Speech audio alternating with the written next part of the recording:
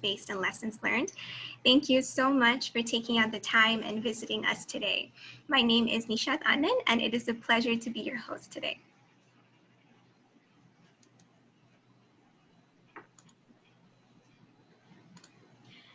So I will be launching a poll shortly to see if you can see and hear as well.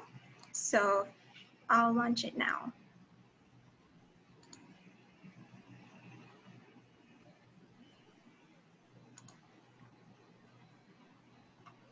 So let us know if you were able to hear and see as well. Yes, I can hear you.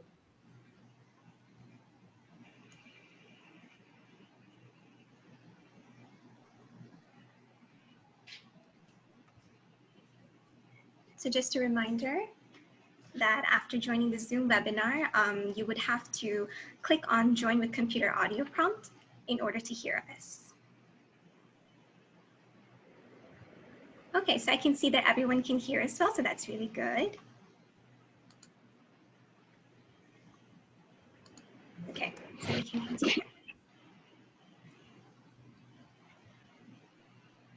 Okay, so before we get started, I would like to go over a few items about the webinar and also how you will be able to participate in today's webinar. So this webinar will not allow you to switch on your webcam, and all attendees will be muted, but we will be enabling our Q&A feature throughout the webinar. So it is below on your attendee control panel. So if you have any questions, just pop them in there and we will have them addressed at the end of the webinar. And please note that this webinar is being recorded. And if you miss anything, don't worry, we'll be sending around the recording upon request when it's available. So great, we can start. So to give you a quick background, the mini science series is a very special set of online webinars brought to you by the organizing committee of Monash Science Symposium 2021. So MSS is an incredible legacy laid out through the years by postgraduate students from the School of Science here at Monash University, Malaysia. These webinars are structured to discuss important global issues and highlight how diverse fields of expertise can come together and tackle a single issue by utilizing unique approaches to work towards a common goal. So this particular session of the mini-series is incredibly relevant to what the whole world is facing at the moment, a global pandemic. It is evident that COVID-19 has brought the entire world to its knees when it first took over. And now communities in medicine, science, and technology have been teaming up to gradually bring us back on our feet. So Monash University is a leading research university in the world. And this afternoon, we have gathered a very special set of speakers from diverse fields of expertise. We have our chairperson, Prof. Sunil, who is well known internationally for his research contributions in tropical and infectious viral diseases. He is currently leading an active research group on molecular virology at Monash University, Malaysia. We have Dr. Li Wai Leng, who has explored a great spectrum of biological sciences and has been an accomplished researcher in cancer cell biology. She is involved in the study of local medicinal plants for cancer treatment. And we have Prof. Arken Dusen, who is an associate professor in clinical anatomy at Jeffrey Chia School of Medicine and Health Sciences at Monash. He is presently the academic director and is leading the campus education excellence portfolio, and he is highly recognized for his effort in promoting excellence in technology-enhanced learning. And lastly, we have Dr. Vinod, also from the School of Health Sciences. His PhD study was focused on the various aspects of host response towards avian influenza virus, H5N1, after which he moved on to working in one of the leading influenza research laboratories in the world at New York, after which he came back to Monash. We will have time to speak to each of these speakers to gain a better understanding of what their area of expertise has to offer and what they have to say about being prepared for global pandemics. This will be followed by an engaging open floor discussion between the speakers, where audience will be encouraged to ask questions and maybe even offer your own opinions.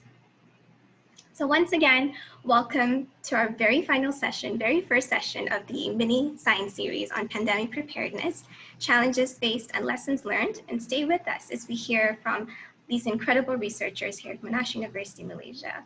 And without further delay, I'll be handing the floor to our chair, Prof. Sunil, to open the discussion today. Thank you, Nishat. I hope everybody can hear me. I just wanted to check. Yeah.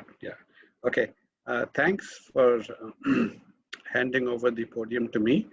And I would, before beginning, I would just like to thank the organizers for the mini science series webinar, MSS 2021, the whole committee, for organizing this wonderful webinar on a very relevant topic, pandemic preparedness, challenges faced, and lessons learned. And I'm very humbled to be chairing this session with experts from their respective fields.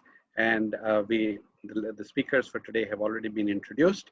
So Dr. Wai Ling and Dr. Vinod Balasubramaniam, as well as Professor Arkindu Sen, will be the speakers for today as well. So I just wanted to give a brief overview of pandemics, because we are actually going through one right now. We are in the midst of a pandemic. And so we all know what a pandemic is and what it takes us through, all the terrible situations that we are all stuck in. But when you look through the history of mankind, pandemics are not something new.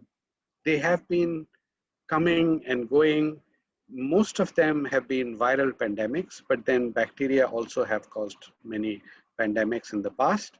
Some of them have been by mosquito-borne pandemics as well, like malaria, for example, and cholera.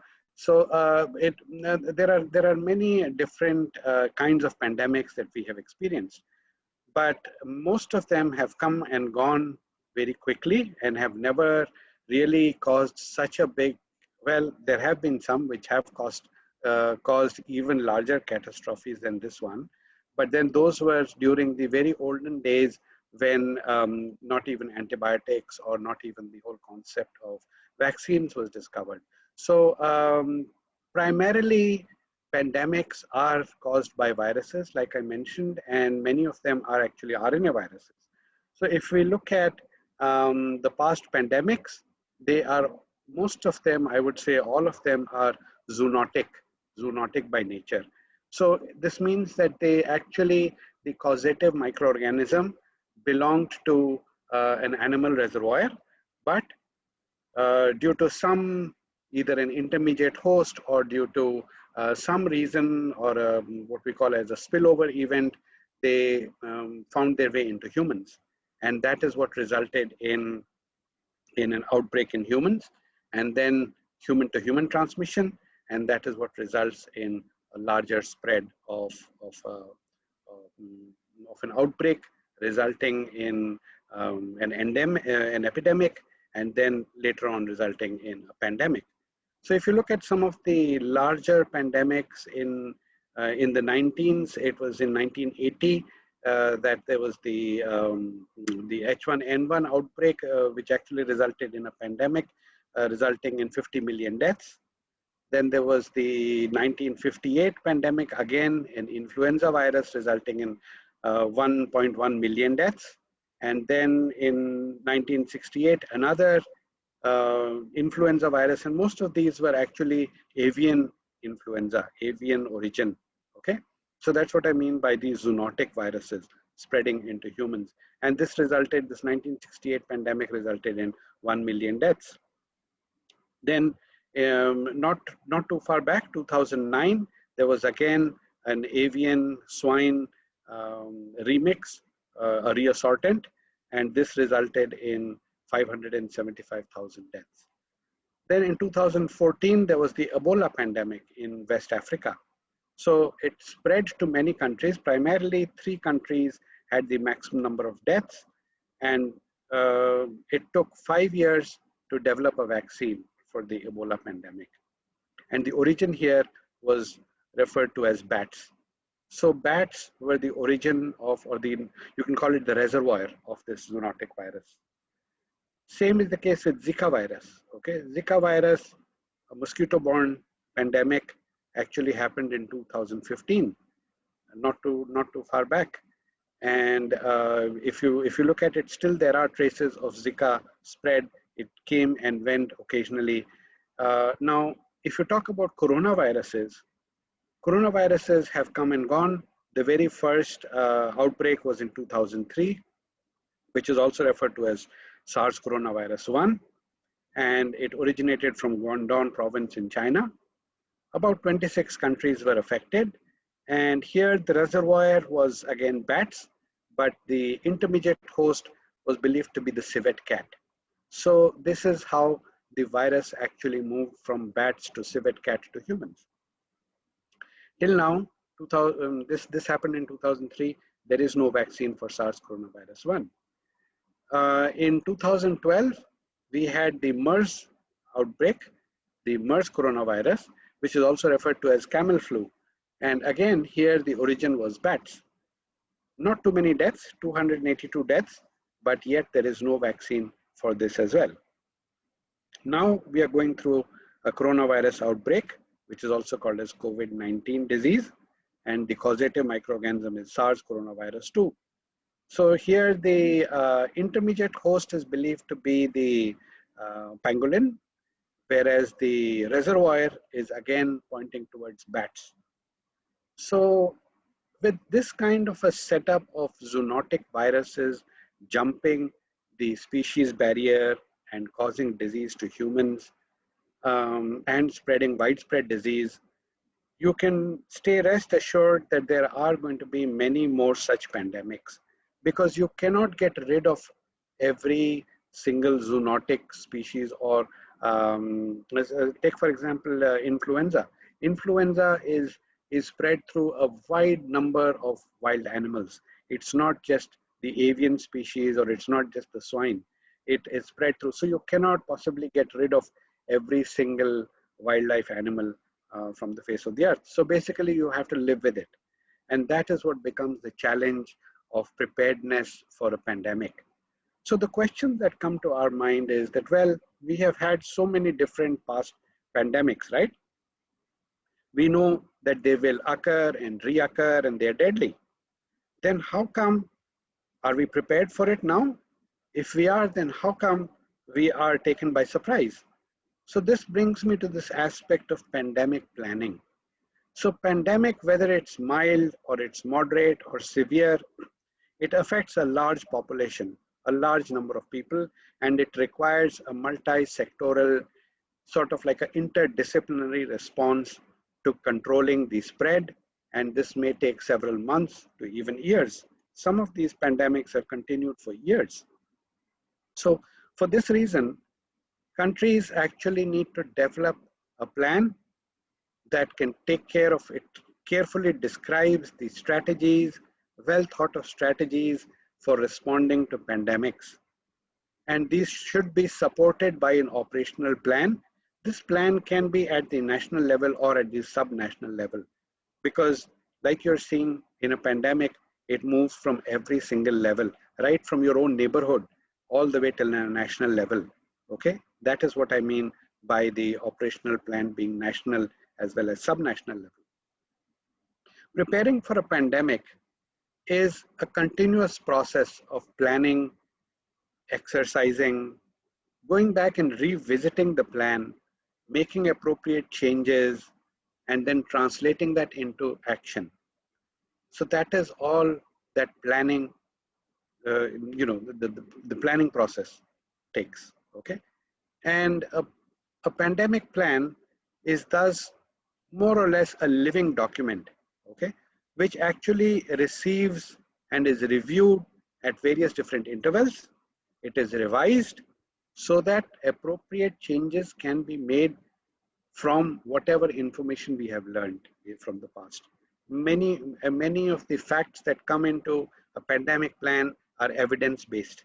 By evidence-based, again, learning from the past.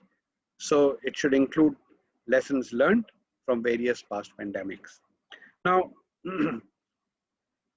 in a pandemic, there are a lot of issues about preparedness. Are we prepared?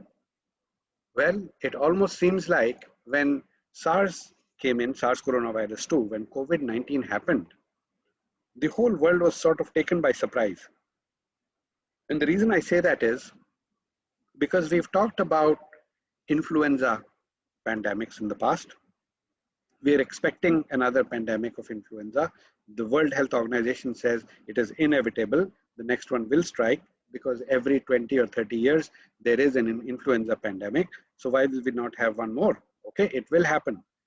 But nobody could have envisaged that coronavirus would strike as such a major pandemic. So that is where the level of surprise came in. But nonetheless, plans should always be there for preparedness. Now, one point I would like to emphasize over here, which is probably the most important point of preparedness for a pandemic, and that is prevention at source. So if you look at COVID-19, it's been a major failure in terms of prevention at source. Don't let the virus escape. Once it escapes, it becomes very difficult to chase it. Then we wind up spending lots and lots of resources chasing the pandemic, controlling it after it has spread. I give you an example of the Nipah virus in Malaysia. It is a classic example of prevention at source. Very nicely performed, okay, extremely well performed. Nipah virus did not escape out of Malaysia. Otherwise, it could have caused a similar kind of devastation. That is a true example of being well prepared for a pandemic. Besides that, there is another aspect of education. It becomes very important to understand the transmission of virus dynamics.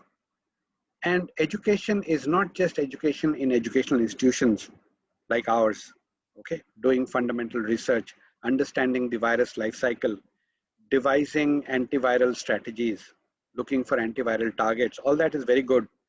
But the education in a pandemic preparedness plan has to go down to the very grassroots level. And that becomes very important. So a lot of community engagement is what is required, and hence awareness and involvement of the community in this kind of educational process becomes very important. The healthcare system is one machinery that has to bear the big brunt of a pandemic. So it becomes very important to keep the healthcare system running like a well-oiled machinery. Because what comes to be tested in a healthcare system is its capacity to prevent, detect, and respond to an outbreak, okay? And which can result into a pandemic. So that becomes a very important aspect. Also, the availability of the healthcare system to be upscaled, okay, to larger proportions. So when there is a start of a pandemic, you have to have appropriate ways of robust testing, trained manpower, supportive patient care, okay? Like for example, many countries putting up extra beds, okay, whether they are doing it in tents or whatever, but handling the surge of patients coming in and being able to provide patient care. So all this will naturally improve the survivability of patients. Whether it's with drugs or without drugs, that's immaterial. The main thing is being able to handle that kind of supportive patient care. And of course, in all this, government policy and leadership play a major role. Funding, accessibility of funds, the feasibility of carrying out all these operations, assessing the risks, and to be able to carry out a sustainable plan and capacity building well before a pandemic has actually struck, become very important issues. Another very important issue in preparedness is to be able to transcend borders. Like you've seen, the virus is not country specific. It is spreading across the borders. So national and international collaborations, information sharing, sharing of technical information like screening procedures, outbreak information, exchange between policymakers, not just policymakers, but also exchange between clinicians, veterinarians, very important, scientists, and the industry also become very important. Because ultimately, all the drug development, the vaccine development, the equipments, whatever is coming from industry. So they have to be kept informed as well. So all this has to be a very nicely coordinated effort if good preparedness has to be done. Now, this cannot be done only in seclusion by only one country. So it becomes important to think global health, understand the epidemic threats and the pandemic threats. Don't just rely on big organizations like the CDC or the WHO, okay?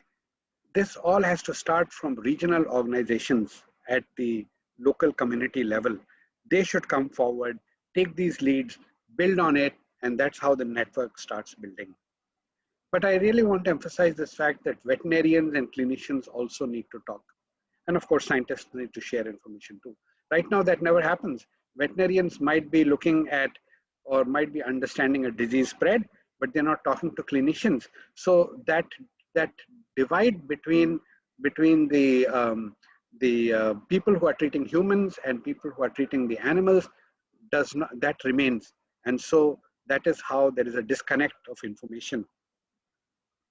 Another important issue that nobody is looking at right now, everybody's talking about vaccines, developing vaccines, and that's going to solve everything. But are we even talking about how the vaccine is going to be distributed? Are we even thinking about all the international politics that is behind it? Are they even thinking about the distribution infrastructure that will be required? You can have a vaccine, but how will you maintain the cold chain to provide vaccine to everybody? Will everybody have access to the vaccine?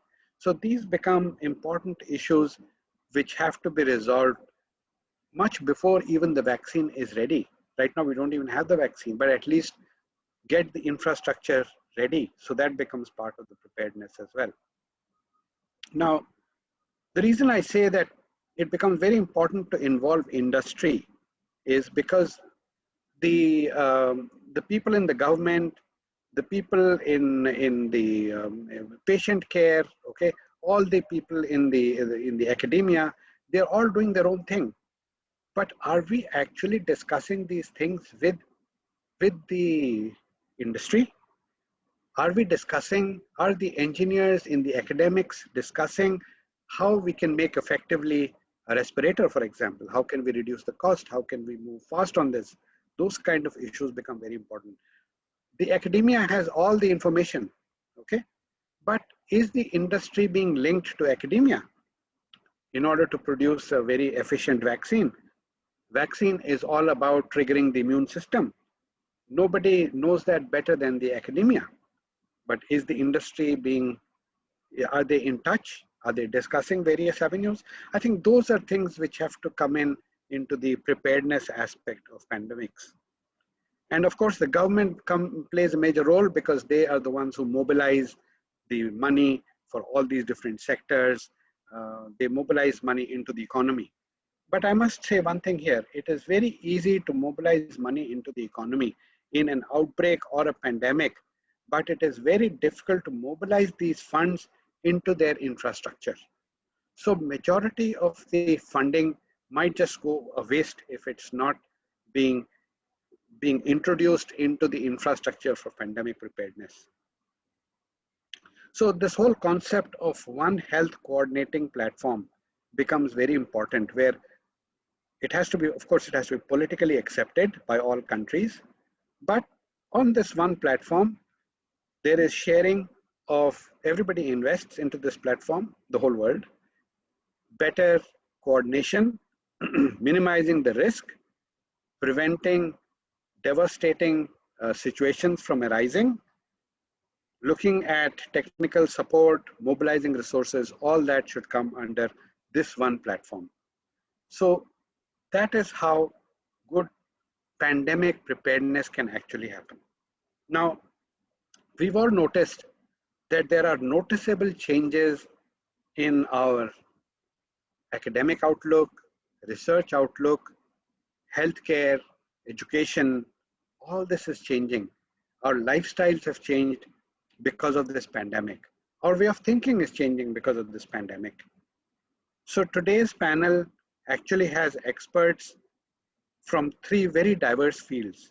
Dr. Weiling is a cancer biologist, cancer and cell biologist. Dr. Vinod Balasubramaniam comes from the School of Medicine, Jeffrey Chia School of Health Sciences. And Prof. Arkendu Sen has championed education excellence, and he also comes from the Jeffrey Chia School of Medical Science. So with these three people, experts in their own respective fields, let us move forward and discuss these pandemic issues and other related issues with this panel of experts. So I would like to invite Dr. Weiling to come in. And Dr. Weiling, can I go ahead and initiate a question? Yeah, sure. First of all, can you hear me? Can you hear me? Yes, yeah, we can hear you. We can hear yeah, you. is So it Dr. clear enough? Weiling, yeah, good. We can hear you. Yep. So Dr. Weiling, as a cancer cell biologist, with your expertise in a wide variety of techniques for cancer research, can these techniques actually contribute towards the pandemic control? In your views, is there any overlap in all these techniques that are used in cancer cell biology with the pandemic situation? So in other words, can all these modern tools for disease diagnosis actually aid in pandemic control and its research? Okay, thanks for the question. Yeah, I think initially when the organizer invited me to be in this forum, my first question is, why am I in here? And then, then after I look at, okay, what the question have been prepared for me, then I understand. And then I'm willing to join this forum and to share with you how frustrated actually at this moment that we know the funding will be diverted to virus-related research. But I think the first, I would like to share with, regarding to this question, like, is there anything that I'm currently doing can they contribute to the virus outbreak? Okay, so I think first of all, I must say it's quite interesting to compare between virus infection and cancer. As one of them, like virus infection is outbreak. It's an outbreak caused by new pathogens. It happened very suddenly and need a very urgent response to it. Another one, which is cancer, is a non-communicable disease that actually it happened long time ago, and a lot of efforts have been put in continuously. Research are doing to tackle the problem, and it requires continuous healthcare support. And of course, due to the significance of cancer, there's no doubt most of the funding, quite a lot of funding, have poured into making advancements to achieve, to use the technology. So the technology can help in the treatment and diagnosis of various types of cancer. So ever since scientists realized that changes in DNA cause cancer, they have been searching for an assay and a way to correct those changes by manipulating DNA. So gene editing technology, like to fix the mutation that caused the cancer, has been invented, but none of the previous technology has gained popularity until 2013, when the groundbreaking research shows that gene editing tool called CRISPR could alter the DNA of human cells, like a very precise and easy to use pair of diseases. So I think since then, for those who afford the technique, of course, that will become a mainstream methodology for those cancer research that try to edit the mutation that caused the cancer. I think in general, this is information about the technology I want to talk about that capture my eyes. I think lately, of course, we read a lot. I think now we are experiencing the information blooming every day. We receive information about COVID-19. I think this to the stage like we might become fatigued but we still, of course, need to get updates for COVID-19 related research development. And one word caught my attention: Sherlock. Sherlock is not. So, yeah. So, while cancer research has always been one of the priority research fields. However, with the pandemic, there has been a shift in the priority levels, as you can see now, towards the pandemic control from cancer. So do you feel that the priorities of cancer research have been diminished? Sorry. Personally, I need to continue my story. I haven't finished yet. Oh, okay. Please go ahead. Yeah, sorry. Yeah. Go ahead. I want to share about like this crystal-based Sherlock technology. Actually, it's used how CRISPR can specifically identify genetic material. So actually, this Sherlock is to employ to develop diagnostic kits to identify the genetic material from the virus, so that they already developed the kits, very easy to use, based on the CRISPR technology, and it's just a single step reaction with minimal handling. And I think the latest technology is the paper-based test. So it hasn't been approved by FDA yet, but I think they're able to make it, tested in Thailand hospitals. Now, in different countries, they might have different approval procedure, and easy to get approval in Thailand. And then we first tested, I think they achieved 100% specificity. So it sounds like a very promising technology. So actually, I just want to share that this development inspired me that actually I can use some of the technology have been established in my lab. Actually, I'm working on extracellular vesicles, or more commonly known as exosomes.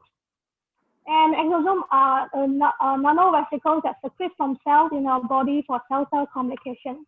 So in my lab, we discovered that the vesicles in the body fluids like blood, urine, and saliva. These vesicles carry genetic makeup of the cancer cells.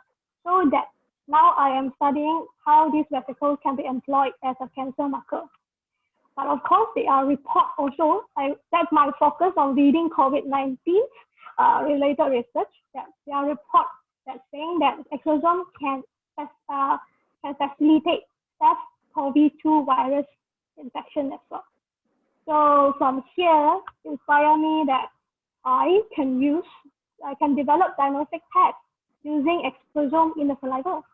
And if the idea works, it could be a more rapid method to identify virus carrier on the spot.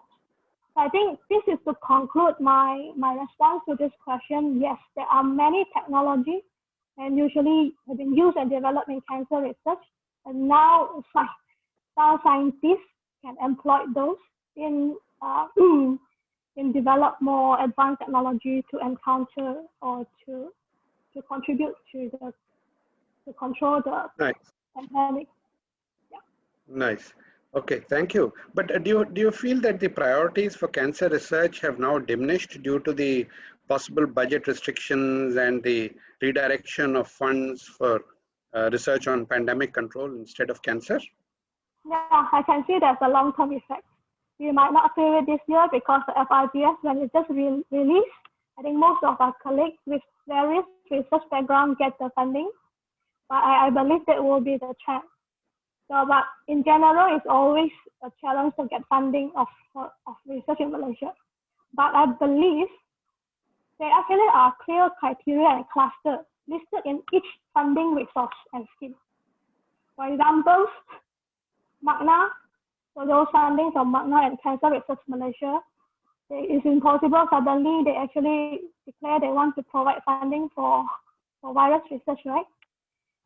But of course, I think the foreseeable problem in future, of course, there are shortage of funding to support this kind of cancer-specific body to provide funding for researchers as well. I think we know that this is quite a sad thing that happens. And also, I agree that the remaining limited pool of government funding, the general one, like for example, FRGS and MOSTI, even though it still remain its criteria open for all types of disciplines, I believe when panel review, and also there's a special clause for this latest round of FRGS and LRGS application, there's a special clause in the criteria stating that, well, they didn't really mention like priority given for the pandemic related research, but there are some hints there. So I think this actually prevent me. I didn't put any effort because I know it is a fact that the panel, when go through the application, priority will be given for those that propose the solution for the pandemic. We know about it, I think. But I still hope that at this point of time, I still hope that qualities and significance of a research should be the most important measure to ensure the funding is used effectively. And I also hope that special funding scheme like what Prof. Sunil suggested now, government should set up a special body actually specifically tackle the outbreaks related issue and also the funding pool for the purpose for just that to face the outbreak.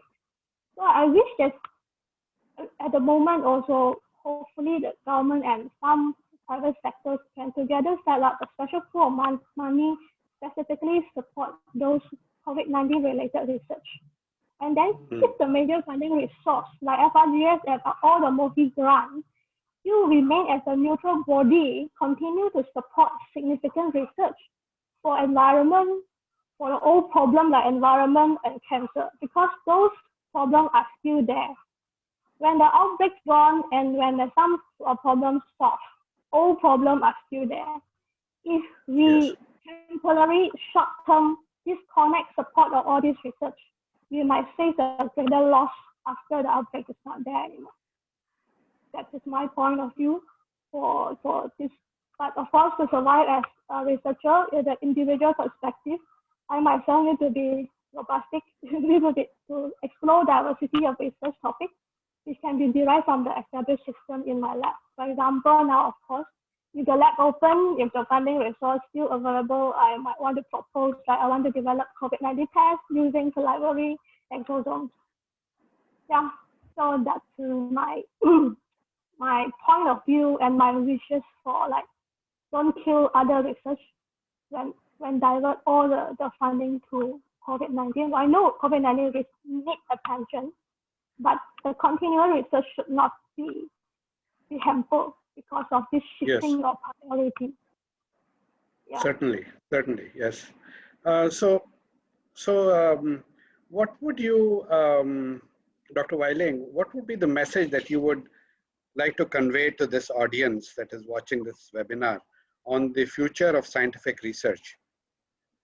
Well, I think personally, at this very chaotic period, I'm quite frustrated to witness the increasing ignorance on the evidence-based research and factual speech. I know, I believe everybody knows what I'm saying, that the ignorant cohort includes many leaders. I think it's very dangerous to make decisions based on opinion rather than scientific evidence. I have to make it very general, but I believe people know what I am saying. So please, as a scientist, we have a responsibility to stop fake news. Yeah, I know it's not easy to stop fake news, but just advise as many as possible, to advise our friends, WhatsApp group, whatever, fact check of the circulating message containing the pseudoscience. Please, I think it's really frustrating every time we read those messages. Like, if you are not sure, I think there are many sources to fact check. For example, WHO website, there's a specific section like COVID-19 advice for the public. I think that contains quite a lot of useful information. So if you are not sure, please don't share, fact check, and then share. Especially, I believe, in the panel, we are scientists. Please maintain and take care of our integrity and make sure that we have a duty to fix those fake news. One thing. I think it's, if possible, if you are able to do so, please donate and support cancer research in Malaysia. I myself a regular donor for Magna. They are doing a lot of meaningful work to support cancer patient communities. And Cancer Research Malaysia receives public donation too. So we know that when there's lack of support from important body like government, public support is essential to keep the research going and the persistent care for the community of cancer patients in Malaysia. That's one thing. Yeah, I think mainly this is my, if time is allowed, is something that actually is my concern. Just now, Prof. Sunil mentioned about how the government actually plan to distribute vaccines. Related to vaccine, I'm not sure how severe the problem in Malaysia. I'm not sure whether maybe later on we can gather some opinion from the audience as well, the public trust to the vaccine.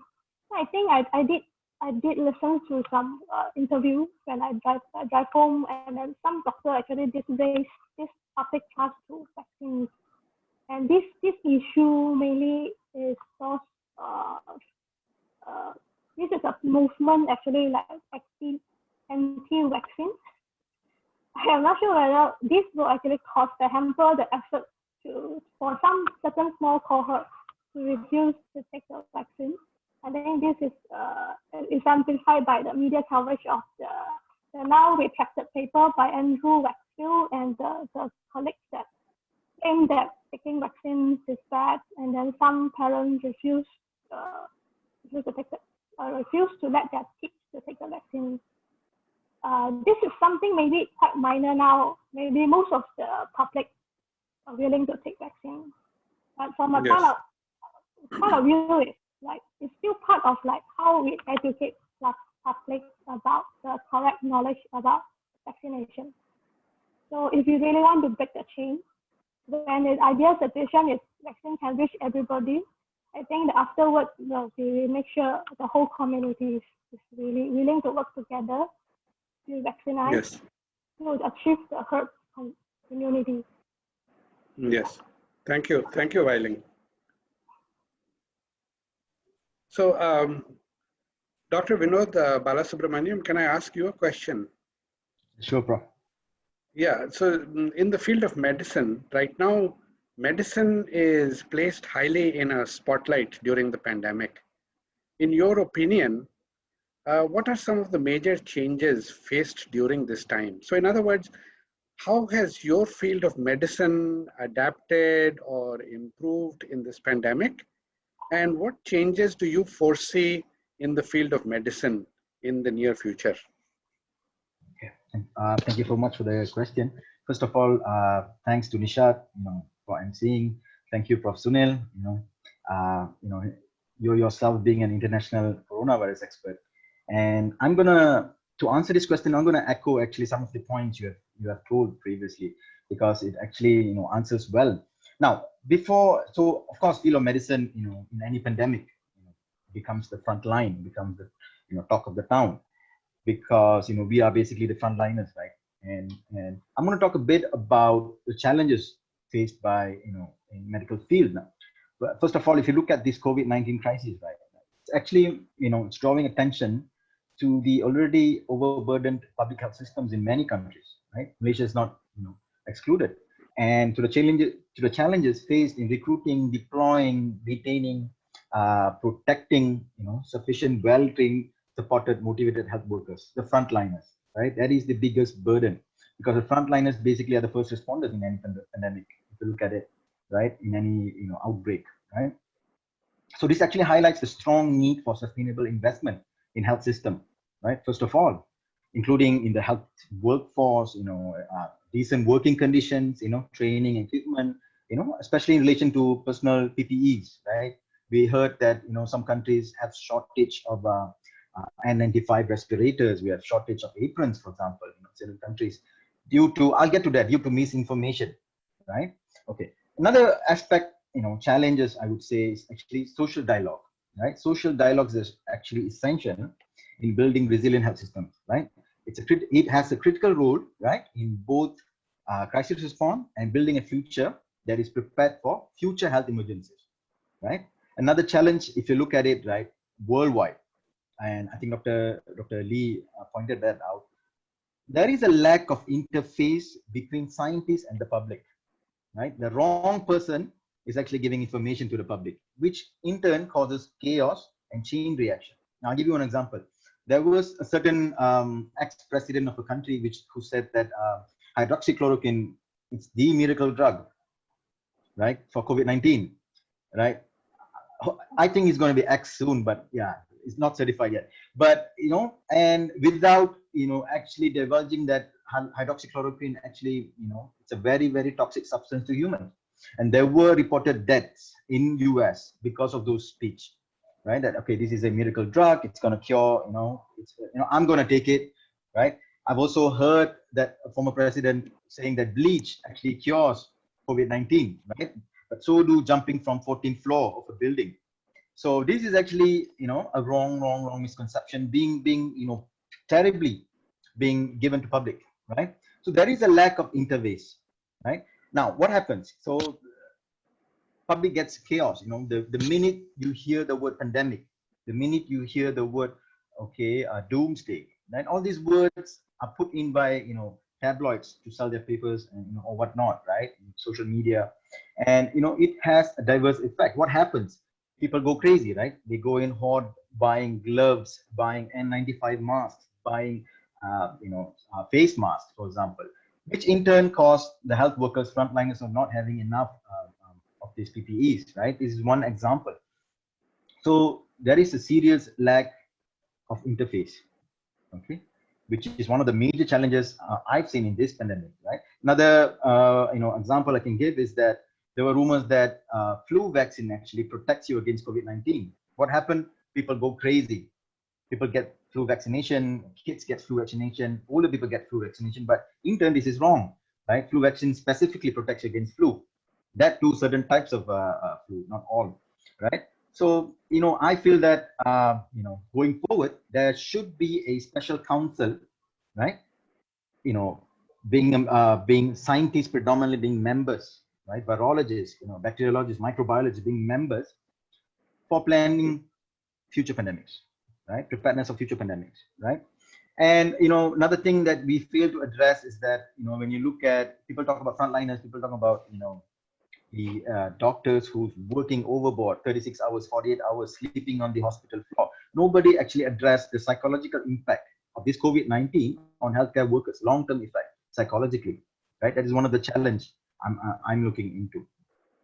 So these are some of the challenges, you know, echoing what Prof. Sunil have said, right? And looking at changes. Now, if you see, you know, in early stages, the outbreak happened in December 2019, right, in Wuhan, right? And, you know, it spread fear throughout the world, right? What happens if you know, the outbreak gets out of control? What happens if it goes to other countries? And, you know, to a certain extent, what we learned from previous pandemics, right? Sharing information, sharing reagents, right? Sharing expertise, right? So if you look at it in early stages of outbreak, in, you know, say February 2020, Malaysia actually invested previously, this was from the previous government, in increasing access to quality testing, number of critical care beds, number of ventilators, right? Before the peak of the first wave, right? And, you know, health services were swiftly enhanced to meet both anticipated and emerging demands, right? The surge of people who are positive, right? And also government, to a certain extent, created a crisis preparedness and response center, although predominantly occupied by politicians. So this is what I say, the change which is needed, right? This preparedness center predominantly occupied by politicians, right, who don't speak science. Okay, and apart from that, you know, Malaysia did well in implementation of MSCOs, CMCOs, RMCOs, which actually brought down the number of cases, right, somewhere around mid-April. Of course, the spike, the current second wave, is because of totally, you know, different matter. But what I'm saying is things have really changed, right? We had close contact with WHO. Basically, we got the reagents from WHO, we got the primers from WHO, diagnostic primers from WHO. And these are, you know, actually some of the positive changes which happened, some of the lessons learned from the previous pandemic, right? So, you know, Dr. Vinod, Yes, yes, Yeah. Prof. What do you think about the this particular pandemic and the way things are going now? How will all this have an impact, or will it have an impact in the near future on research trends? For sure, Prof. Now, I give you for example, Prof. If you look at the information dissemination, right, scientific information dissemination, if you look at it within a week of the announcement of the virus, I would say 2 to 3 weeks, we actually had the whole genome of the virus, right? Being sequenced, being published, being sent to CDC, being sent to worldwide for the creation of primers and reagents, right? It's one thing. Second, we saw an unprecedented explosion of new techniques, right? Dr. Lee nicely said of Sherlock, right? And detection techniques.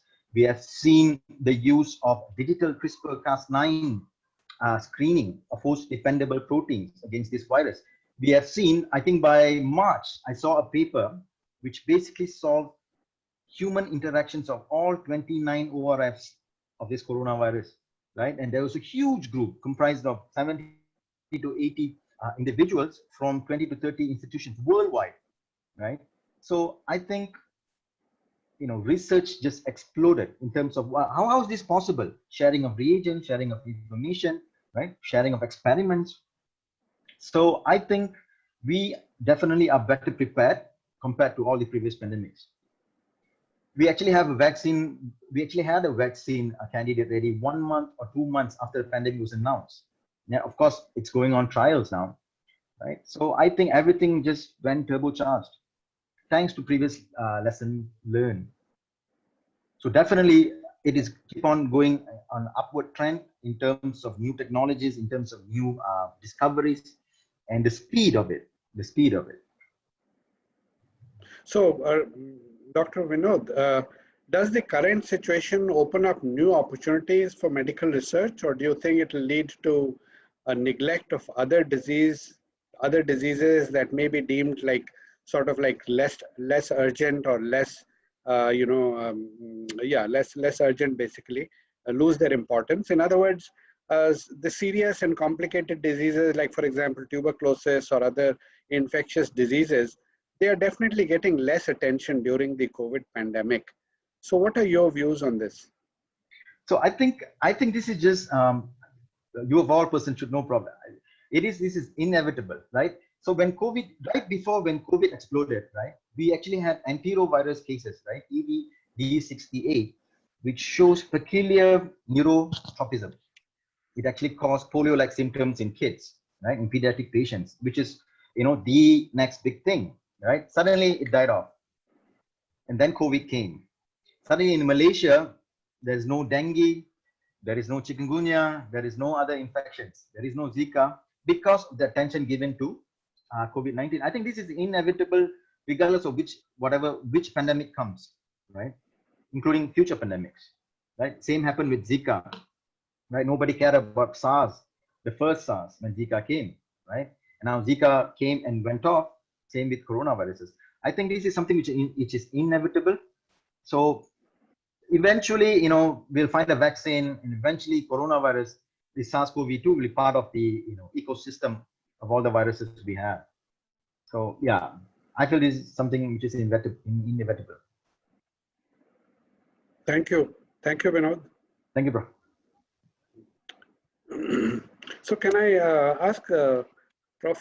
Arkendu? Prof. Arkendu Sen? Can I ask you? Yes, questions? Prof. Yes, okay. please. Thank you. So, Prof, how has since you've championed e-learning and all these innovative ways of learning and teaching, innovative ways, how has e-learning contributed to the field of education during the pandemic? And do you think e-learning succeeded in replacing face-to-face learning during this pandemic? So in other words, can you give us some examples of popular learning and teaching technologies and their applications used during the pandemic? Thank you, Prof. I think it's a privilege that this seminar has been organized in these situations here. Even, for example, 1 month back, we would have thought maybe we should not be discussing all those things because perhaps the pandemic is nearly over. And suddenly we now realize that nothing is over now. We are starting once again the new cycle. And therefore, whatever we have learned or practiced over all those months have become more and more relevant. And looking back, education and e-learning has become now a full 360 circle to come up and say, look here, we are getting more and more important in this sense. E-learning has become a major, I think, a stakeholder in all parts of the society at the present moment here itself. But more importantly, the effect has been dependent on a huge level on the socio-economic strata of the community and the participants. For example, at the present moment, the whole society has now become as one unit of working from home, which basically means that where students are now competing with their parents who are also accessing the same amount of technologies, whether it's a laptop or a computer or a PC or the internet connection itself here itself. So now at the home itself, priorities have come in. Whereas last time students were being sent to educational institutions, so education was different from people who are working in their working environments. Now the whole environment has changed into one within that. So therefore sharing of resources has become a very important part of e-learning and in this pandemic resource situations here itself. Secondly, I think a very, very important part, of course, is that accessing broadband or accessing, for example, educational learning technologies has been a huge part of whether somebody has got better experience for education than others. But I think we are at a stage where some of the best learning technologies are at hand. And more importantly, the best of the mobile technologies are at hand. So this one, in the other hand, has become a huge leveler for education for everybody. So even if you do not possess a high-end laptop or a PC or connection, if you possess a good, a reasonable amount of mobile, you should be able to access the e-learning, whether you are at a university level or whether it is school level. So this in some ways has become more importantly, and in fact, has been in many circumstances have been able to replace face-to-face. For example, a very important part has been the seminar, this what you are talking about now itself. We would not have imagined a whole seminar for 2 hours or 1.5 hours long would have been able to attract a huge number of participants just by a normal video conferencing systems that we are actually having now itself. This has been possible by the present education technologies that we actually have. One of the very important things that will actually happen is that a lot of video conferencing techniques have evolved, whether it's the Zoom that we are practicing now or Google Meet or many other collaborative technologies in that sense. All the major players have come into being for video conferencing. And what we are now looking at is not just one way of communications in teaching and learning, but more importantly of how to do collaborative work. For example, Zoom technologies allows us to break out into classrooms or breakout rooms or small group teachings here itself. So does, for example, Microsoft Teams allow us to have more group work and collaborative work. Our present research seminars, whether it's an education, whether it's actual business of teaching and research, or even HDR students. We are all now in Zoom in collaborative work here itself. There has been a plethora of collaborative technologies like Padlet, brainstorming, and even like the learning management systems, where even higher education teaching has gone into a lot of learning management systems in forums, discussions, mind maps, and so on and so forth. The other area where we actually have made good stride is, for example, on polling technology. As soon as we join these Zoom sessions, we have been asked to join an online poll. And in fact, polling has allowed us, for example, to go to real time, to get feedback from participants, from peers, and to contribute, in fact, to the whole part of e-learning here itself.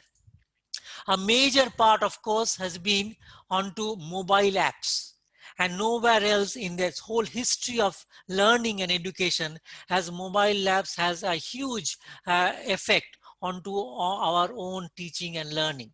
So a huge number of technologies have come into place, and in fact has been trying to and has been quite succeeded in replacing face-to-face learning.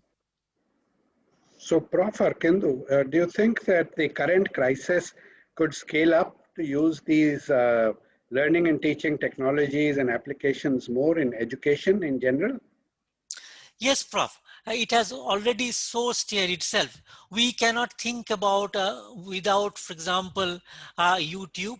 We cannot think about in that sense of the areas, for example, video and media technologies coming into being.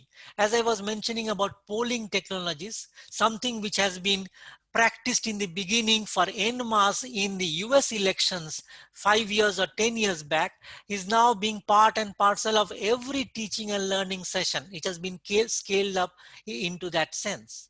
Similarly, the video conferencing like Zoom, which has basically been the purview of business communications, has now come into being as part and parcel of everyday learning sessions in that sense.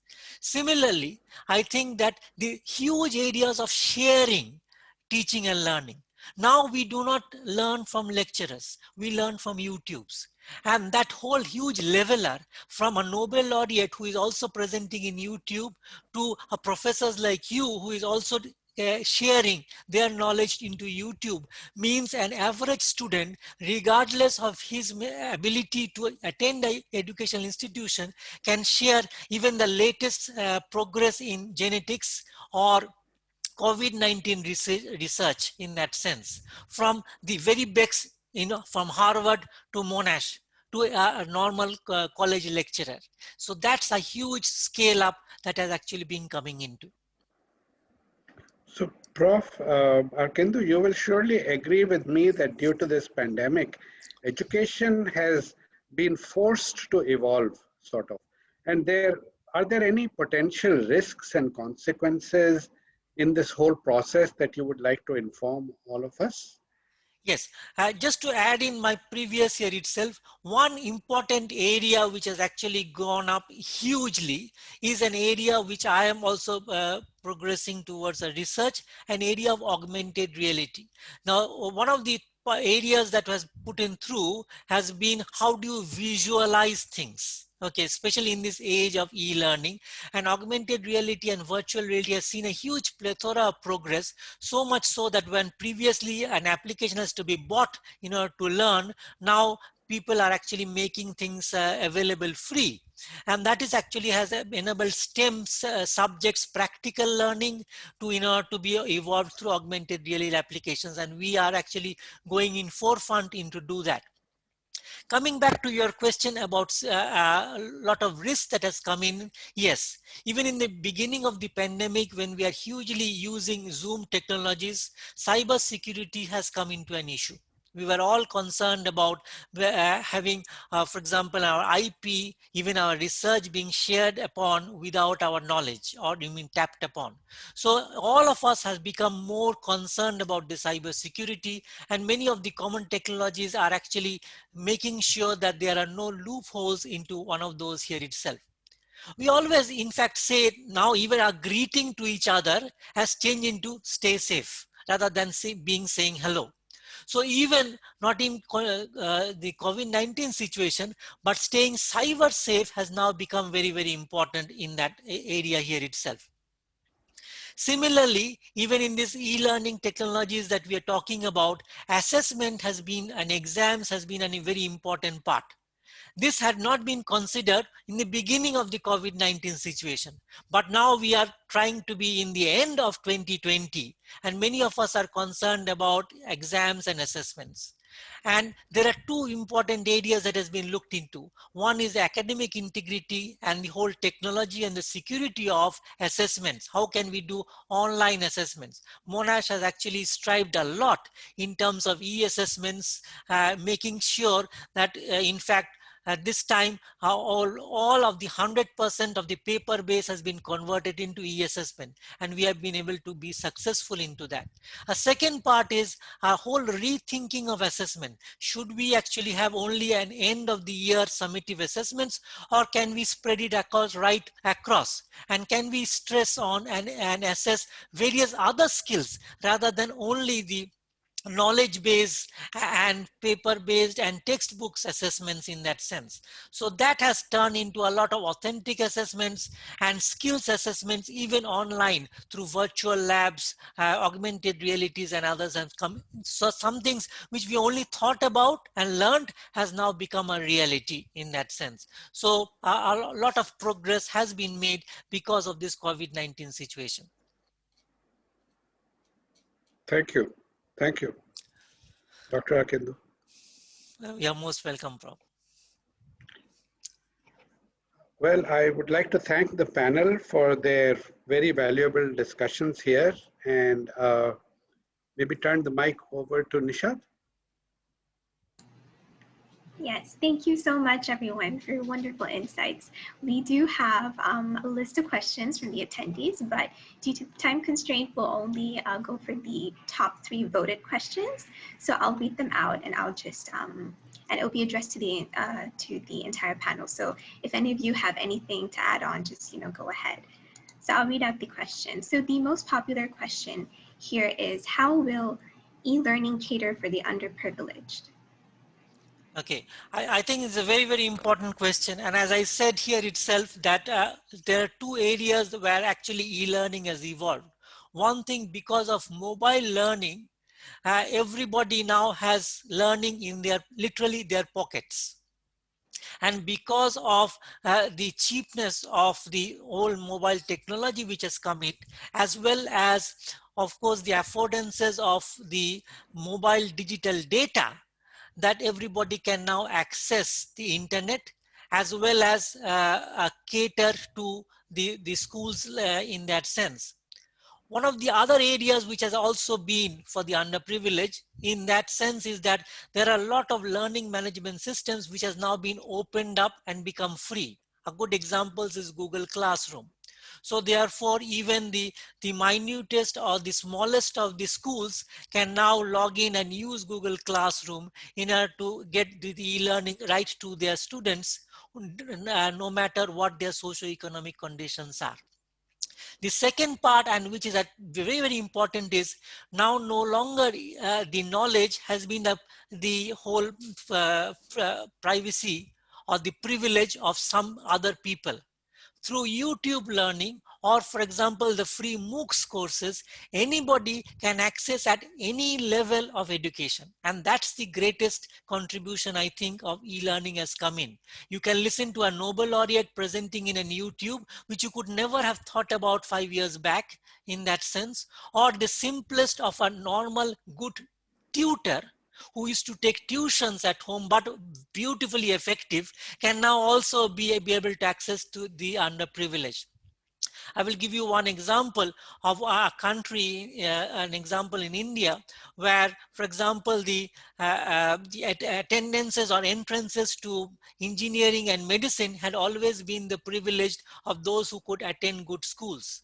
At the present moment, because of this e-learning, one of the remotest areas in villages and the most underprivileged communities have one of the best participations and been successful in such entrance exams for medicine and engineering.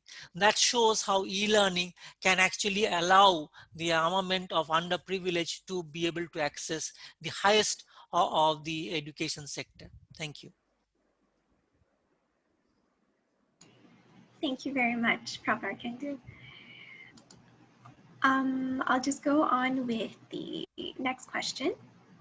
The importance of communication between scientists and the public have been mentioned several times. What do you think Monash can do to help bridge that gap between researchers and the public?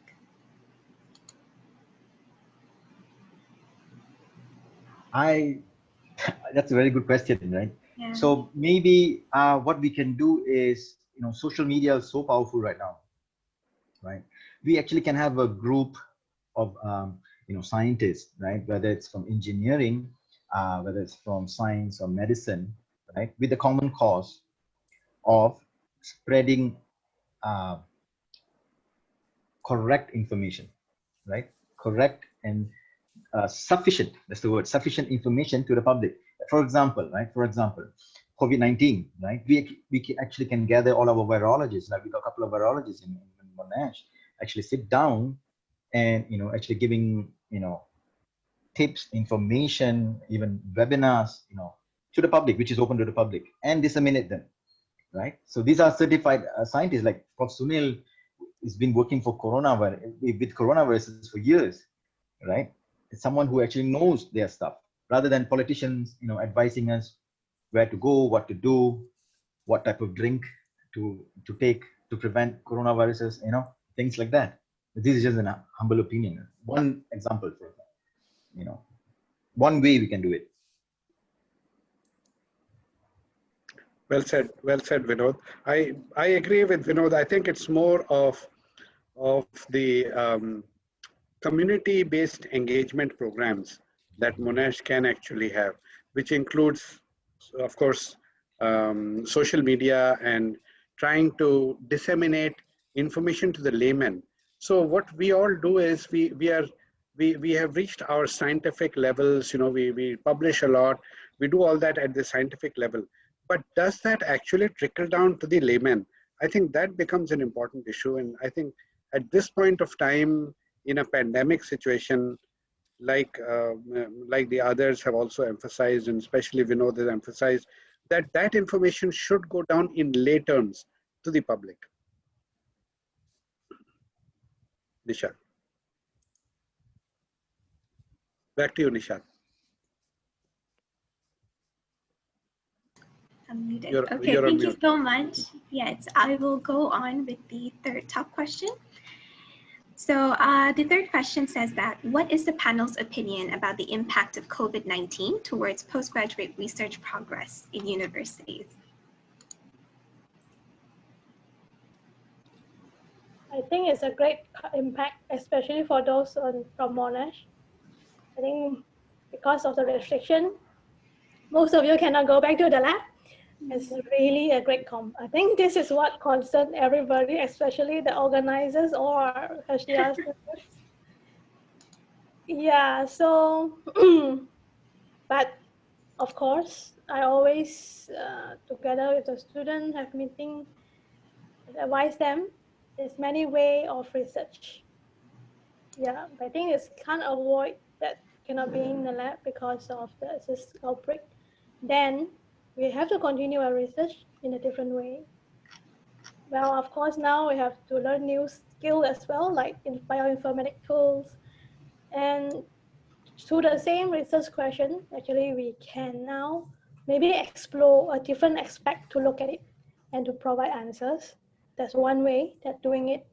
Of course, most importantly, still, I wish that the lab will be open soon. Then all of you still be able to go back and do the lab work, the wet lab work, and then continue your research.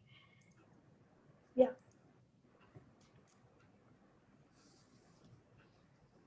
All right, thank you so much. I think we still have a little more time to look into just one more question because it got bumped up. At present, which country's healthcare system is a great example of a good and robust healthcare system?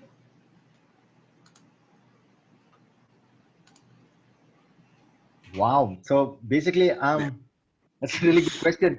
So I saw a meme where they actually showed 5 or 6 leaders, of which all of them were women, right? Which were free from COVID-19 compared to countries led by men. Some of the worst countries affected by COVID, France, America, Italy, were actually all led by men. So I guess I would say New Zealand. I don't know, Prof. What do you think? New Zealand actually did really well. They actually pinpointed the source of the fomite source, the source of infection, up to doorknobs, and they can trace back to doorknobs. So you can see how good their system is. This is my opinion, Prof. Please I think many of the European countries also have done quite okay, except for UK, I wouldn't say, but I think the Scandinavian countries have done quite okay with different approaches to containing the spread. Singapore has done quite okay also. I mean, in terms of, it's unfortunate that they keep having these sporadic outbreaks in different regions. But otherwise, if you look at the total number of infected, and the death rate is quite low. So majority have recovered. Yeah. Just if I may add here itself, it is not about also the good and robust healthcare system. It is about also because you cannot really do much in the COVID-19 situation, even if you have a robust healthcare system. US has a very good, robust healthcare system. But it's also about the awareness of the people and the citizens and how they are actually addressing that. Scandinavian countries, for example, their citizens and the countries are very well aware of the social distancing norms and the way that they are practicing in that sense. So it is not much of their good and robust healthcare system that is actually working in. It is about, as what Prof. Sunil was mentioning, it is about the health education as well as the awareness of their own citizens and how they are adapting in that sense, which is also making a lot of difference into the COVID-19 situation. I think that's also an important area. Yes, absolutely. Absolutely right. It's not just the healthcare. Healthcare systems can be very good, but still they can fall flat if many factors. Since you mentioned this, of course, leadership makes a big difference, because it's the leadership of a country that can actually make start people, to think in that particular manner. So, as you can see, and as you mentioned, that US may have a very good healthcare system, but in every sphere now we are feeling that the country is so divided just because of that. So they're still having debates on whether or not they should practice distancing, and whether they should wear masks. I mean, things that are so trivial. There's no point in wasting time on those, but they're still discussing those. So I think all these factors combined, I think that's what leads to this overall concept of preparedness for a pandemic. And all these factors contribute a little bit towards it. Yes, that's very true. Thank you so much. I think that's all the questions that we're going to take. So I'll just start sharing my screen real quick.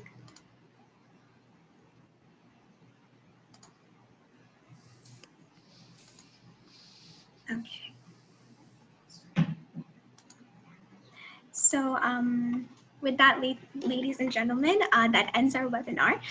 And on behalf of our entire team of Monash Science Symposium 2021, a great thank you to our exceptional panel for your great insights, and thank you everyone for attending today's webinar. But please don't leave yet. Our team has worked incredibly hard, but we know that we can do better. So please help us fill our short evaluation form. The QR code is now being displayed on the screen, and the link has been shared in the chat. So let us know what you would like to see in our upcoming events of the Mini Science series, and your feedback will be immensely appreciated. So these evaluation forms will also be emailed to you. So do please take out 5 minutes of your day to fill it up, to let us know what you would like to see and how we can do better. And for those who have chosen to subscribe to our email updates, please look out for our exciting upcoming events we have in store for you. So otherwise, please follow us on Instagram, Twitter, LinkedIn, and like our Facebook page.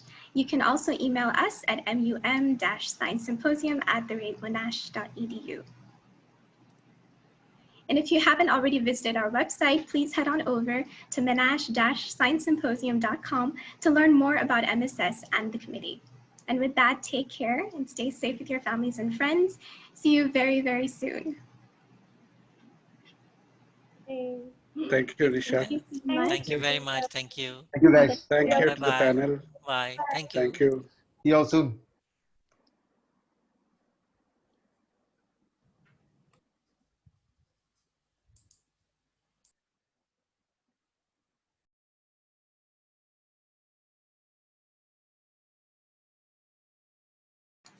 And thank you so much, attendees. You may leave the room right now.